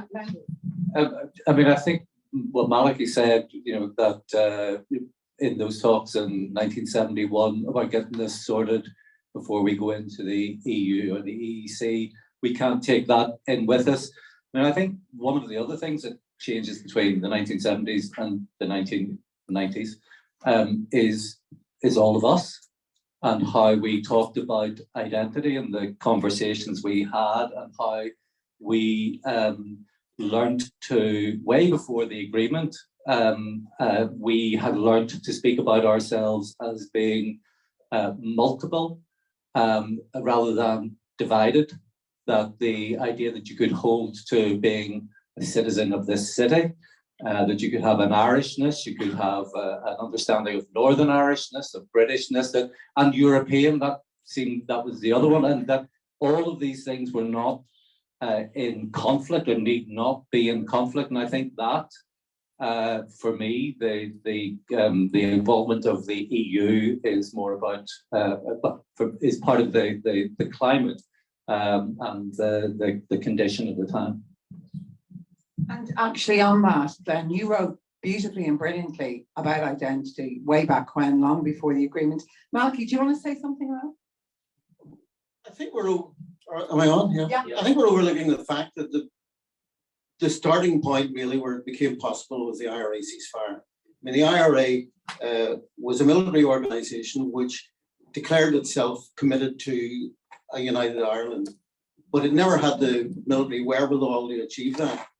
What it did have the wherewithal to do was to veto any other possible political framework emerging in Northern Ireland, because simply the SDLP wouldn't go into government with the unionists while there was intense security on the ground and while the IRA campaign was continuing. And had anyone, and there were various efforts like Prior's Assembly to establish kind of ruling devolution and some kind of structure. It was never going to happen while the paramilitary violence was continuing. So within the IRA, there was a change of mind about what their goal was and what their objective was. Then we get the argument that the IRA should have decommissioned before getting into the talks, the demand for decommissioning and how that would work out. And, the Irish, David was part of that, were part of the opposition to that demand for decommissioning. And yet I wonder, had the IRA, had the squeeze been put on them to decommission, what would they, if they'd gone back to bombing and killing, through a breakdown of the talks on that demand, what would they have been bombing and killing for? But simply for the right to have weapons, So I think that's I think they did do a really important thing. They did play their hand very, very well, and they did gain considerable advantage through the resistance to decommissioning. But essentially the start of the whole thing was the IRA saying to themselves, not out loud, apparently not even behind the door to any diplomats or whatever, but it's essentially accepting that they were going nowhere. Okay, thanks for that, Malachi. I will throw it back to the board. There's a couple more online. This one is for you, really, David. How did the idea of a mandatory power sharing come central to strand one of the agreement? Who introduced the idea into negotiations and why? Well, I think it's important to bring out that the SDLP were very, very actively involved in the Strand 1 negotiations, more than Sinn Féin. And this was consistent with Sinn Féin's, frankly speaking, disinterest in the internal arrangements, at least at that point. And so Sinn Féin, paid lip service to the Strand 1 debate, but really the SDLP were the ones who got stuck in. And they, I think reasonably enough, felt that there had to be protection for both traditions. That's to say that there had to be, that key decisions could only be taken or approved by a majority in each tradition, and the notion of some kind of relying on the right kind of voluntary coalition coming along, it wasn't realistic against the background of unionist majoritarianism. So the SDLP were the ones who pushed the idea with support from the other parties. Must be said, I think everybody saw that something like that would be necessary. The particular idea of having a joint leadership between the First Minister and the Deputy First Minister, that I think originated with Mark Durkan, and I mentioned that in my book, and it's actually quite poignant where he was with Seamus Heaney and David Trimble in I think it was it Market Hill? No, it was after a bombing somewhere, and the two of them were making the points pass. They were making a symbolic visit together, and Mark realised that that was the right way forward, and frankly we all agree to that. Do you want to add anything to that, Marie, and then Malachi? No, Malachi, you want? Well, on the question of the double veto of mandatory power sharing, David, can we move beyond that now? I mean, John Hume himself said that hopefully we would move beyond the double veto. Can we move beyond to structures which cannot be brought down by one side walking out? $1 million question, Mr. Donoghue. I mean, I don't have very much to say in this particular setting. Personally, I'm cautious, Malachi. I know there is a debate. Let's be honest. There's a debate about whether the time has come or could come shortly where you could dispense with. I don't like to call it double veto, but you're entitled to call it that way. I see that more as protection for. I mean, after all, the two traditions respectively are 40% and 40%, so it's a significant part of the Northern Ireland electorate. But the answer is, I'm not ruling out any possible sort of review in future. Speaking personally, I don't think the time has yet come. If the 20% were to expand significantly and in forthcoming elections, then I think the issue would come onto the table more squarely. But right now, call me old-fashioned, but I just don't want to take that leap of faith and move towards voluntary coalitions just yet. Okay, fair. I'm going to throw it back to the floor. Have some more, but yeah, gentleman there. We'll give you a microphone. Thanks, man.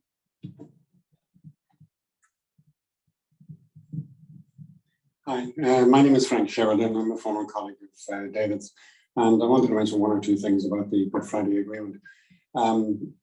First of all, I've been involved a bit in the studies of the 1985 agreement in Hillsborough. And more recently, I was asked to be a member of an advisory panel involving the archives in Kew, PRONI, and in Dublin, put together at the initiative of the Secretary of State, a resource for school children, GCSE students, to study the Good Friday Agreement. And there's two dimensions to it I mentioned. One is that we were asked to put together a compendium of documents for teachers. And one document I will mention, which was written by David, is a capture of an atmospheric capture of the last 24 hours of the negotiation. And it's an outstanding document, and I have passed it to the archives in both Dublin and London and suggested it should be part of the package. The second element of it was that we were asked at the beginning of this process to identify what was different about the Good Friday Agreement than Hillsborough or Sunningdale. And two dimensions of it emerged. One being, two inputs and one output. One input being inclusivity, that it was open to every party who subscribed to the Mitchell principles to subscribe to be engaged. And the second dimension to it was external, impartial arbitration. The fact that you did have the likes of George Mitchell there, bringing obviously a certain amount of gravitas as a former majority leader of the Senate, former judge, and also with the support of Bill Clinton and with the issue of Northern Ireland being part of a foreign policy objective of the United States, which is looking obviously to see to what degree it might have parallels for the Middle East and so on. And the other aspect of it, which I think doesn't always get mentioned, obviously the consent principle is at the core of the outputs of the agreement. But there's two dimensions to the consent principle. One is the consent to change, but the other is the one captured by the two referenda, which is consent to the status quo, which effectively is the consent on the part of nationalists, which was missing all the way through, which in many ways is at the heart of the insurgency that occurred from 1969 onwards. Anyway, I just wanted to mention that and to make reference to David's document, which I think is one of the best pieces that I spent 3 years in the Department of Foreign Affairs overseeing the release of peace process files to the National Archives. And one of the most important documents I came across was the many reports by David, but that particular one of the last 24 hours of the Good Friday Agreement. Thanks so much for that, Frank. Well done again, David. Another question? Yeah, gentleman here, if we could give him a microphone, second row here near the window. Thanks a million.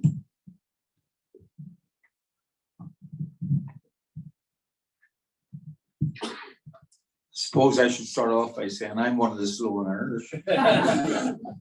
Anyway, I have a question for Marie Coleman. Yes. No, it's really about the archives. Yes. You know, this institution, PRONI, and indeed the National Archives, hold state papers. But I suspect that there's a much broader archive out there that has yet to be tapped into, which will give a more in-depth view. So political parties, individuals, churches, and even for instance, the prison archives now with the Ulster Museum. So to what extent do state papers actually reflect what was going on? Because often I think history, and you can see it here today, history is often seen through the big figures. But what we don't see in our debate about the Good Friday Agreement is the peacemakers, hundreds of them in this society, people talking to one another, people engaged in dialogue, people trying to work their way, and it was going on for years. And in that sense, these people laid the foundations, I think, of a slow but progress towards the Good Friday Agreement. And to what extent are they represented in the archives? Because I think we need to hear their voices. So how do you see, as you know, for instance, Queen's is building up a very important archive of this whole period.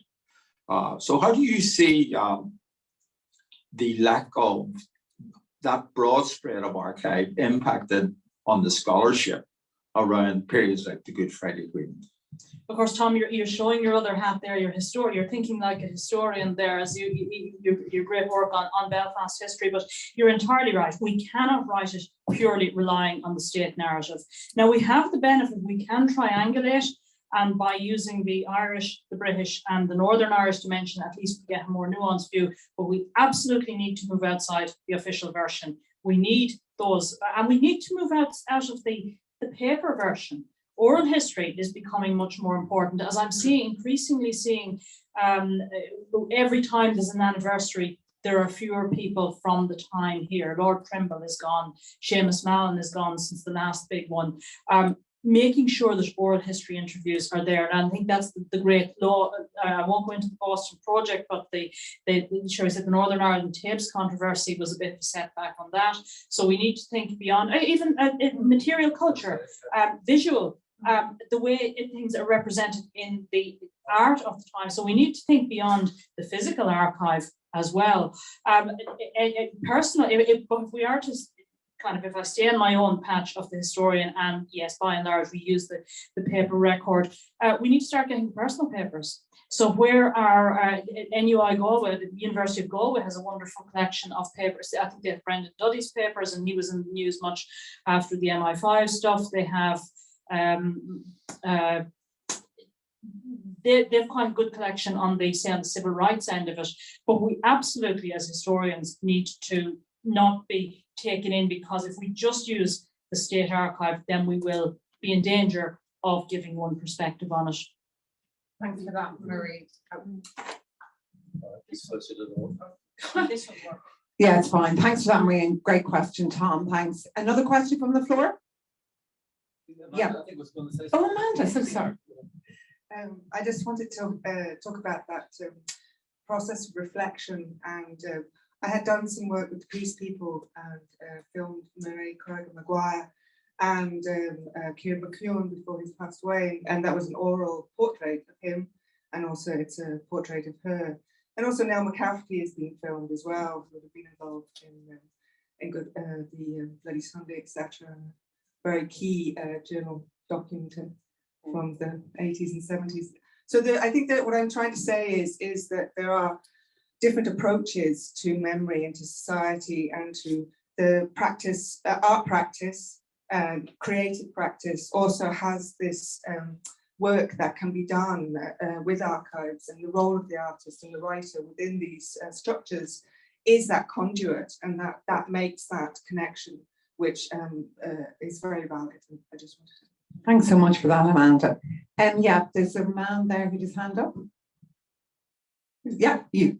Thanks a million. Thank you very much. No, it's a follow-up question to Tom Hartley's question to Marie Coleman about state papers and state narratives. And I'm just wondering if Marie or any of the other panel members have a view about the educational package released by the National Archives in London the week before last, commissioned by the Secretary of State. Yeah, I've seen it. I haven't had time to do it in more detail. By this time next year I will have, because child number 1 will be doing GCSE history next year, and is in a school where they choose the Troubles module. So I'll be interested to know what they make of that. Part of the problem there is that they are going to be shoehorned by the curriculum. And the GCSE curriculum is political history. I mean, they have they would not be doing their job in terms of helping the kids if they didn't produce. I think you're going towards sort of a critical sense there that these are very much high-level state documents and they're not giving us the overview. Quite frankly, with GCSEs, you're going to have to write the test. You're going to have to answer the questions on it. And the issue there isn't what's been produced by TNA. I welcome the fact that it has been produced by TNA. I think there's more of an understanding of the Northern Ireland issue in British institutions, because the Imperial War Museum are also doing an exhibition. But the problem there is the way in which they're circumscribed by what is quite an old-fashioned post-primary school curriculum. Anyone else want to add to that? Malky?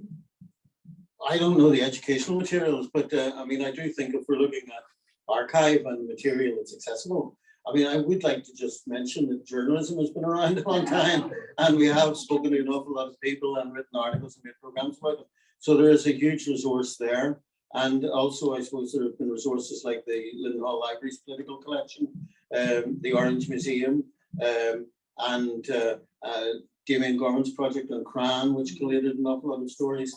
And I'm thinking of Colin Davidson's work when we're thinking of pictures. And there's been huge, collating of material within victims groups like SEF. So there is an enormous amount of material. I'm not entirely persuaded, Tom, that there's a huge body of material overlooked. But if there is, I mean, we should be looking at it, absolutely.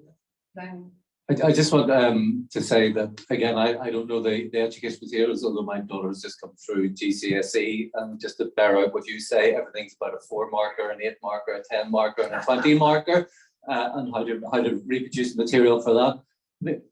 I've often thought that actually there hasn't really been any lack of material, literature, journalism, art, PRONI, the National Archives. The difficulty is often that how do I say this? Despite the availability of all of this, despite the great events like this, that we can still hear the same things said. So what does that say? We keep doing it, we keep saying it, you keep trying to find new ways to say things, to make us all understand the complexity of our relationships in this part of the island, on the whole island, between the islands, that we just keep doing that. Years and years ago, I made a documentary for BBC Northern Ireland. It was 1995, and I was asked to make a documentary about Protestant culture. And I said I didn't want to do it because people would walk into their room and they'd see me on the TV and they'd say, "There's Glenn Patterson talking about being a prod," and that would be it. And I talked about in that, I called it More of It Than We Think. I took the line from Louis McNeish's Snow, "World is crazier, more of it than we think, incorrigibly plural." Our national lyric, "It should be." I looked at Protestant culture from all kinds of aspects. I looked at the Macadam and the Irish language. I looked at John Hewitt. I looked at socialism. I looked at Marianne McCracken. And I thought to myself, "Oh, look, I've done a really good thing here." And 5-10 years later, that needs to be done again, because it's a program that went out at 8:30 on BBC Two on BBC Northern Ireland in 1995. If 60,000 people saw it, that was it. We maybe just have to keep doing it and saying it again and again, because this is a really long answer, isn't it?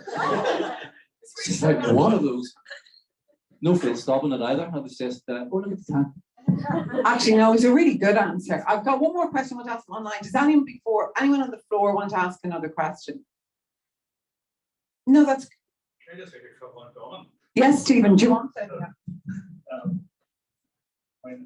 This is PRONI's 100th anniversary, and I know that when it was PRONI's 50th anniversary, there's a big call by the head of the Northern Ireland government and to give records to PRONI. So if you do feel this gaps come, there's never been a better time.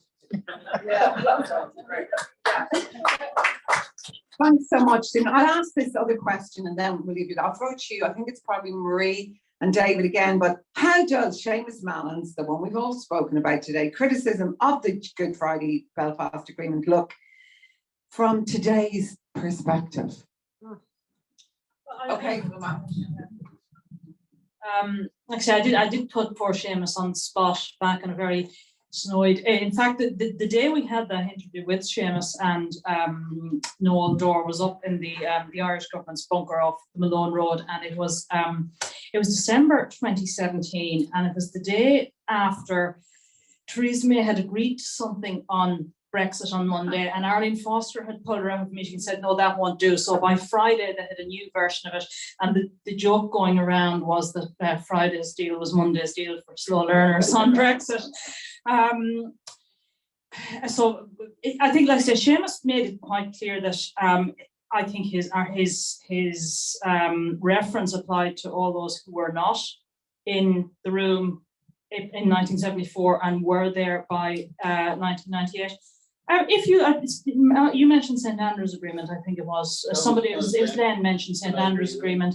I think pretty much everyone has come into the room since then, whether willingly or not, and some of them might have a foot outside the room and a foot inside the room.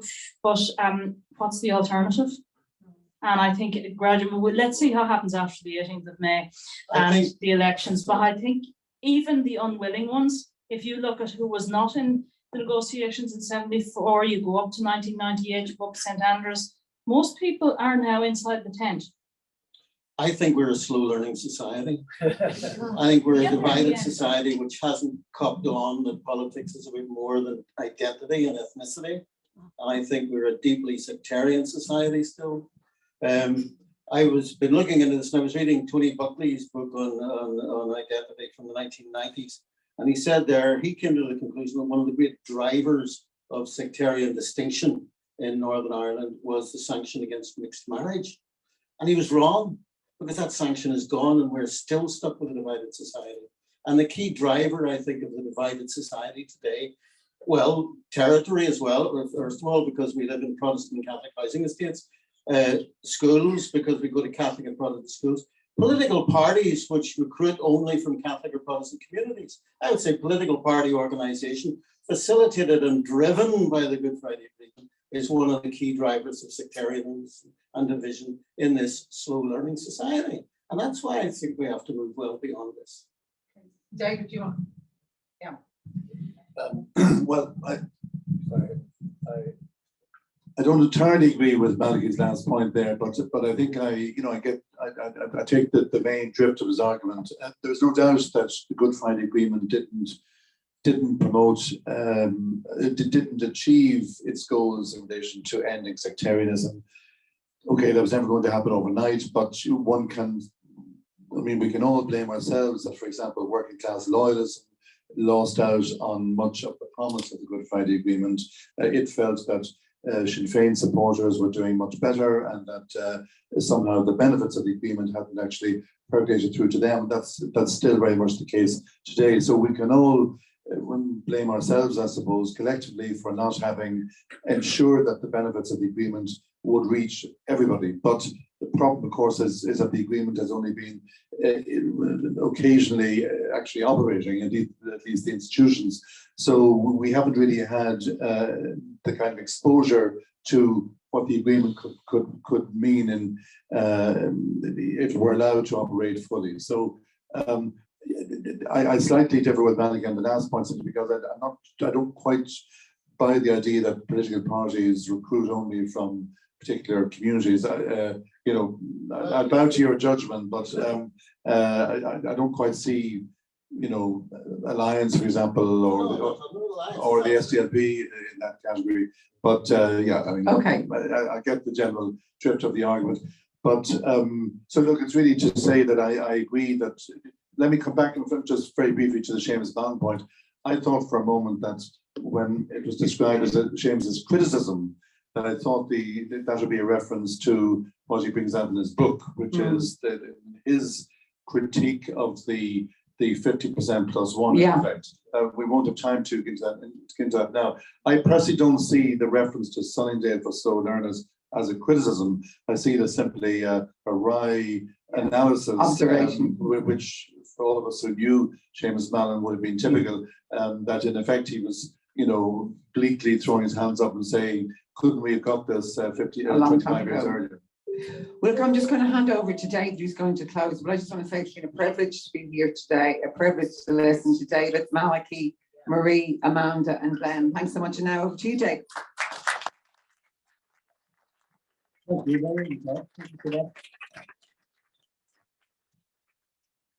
Thank you, Miriam. Thank you to all the panel. I probably think you deserve another round of applause. I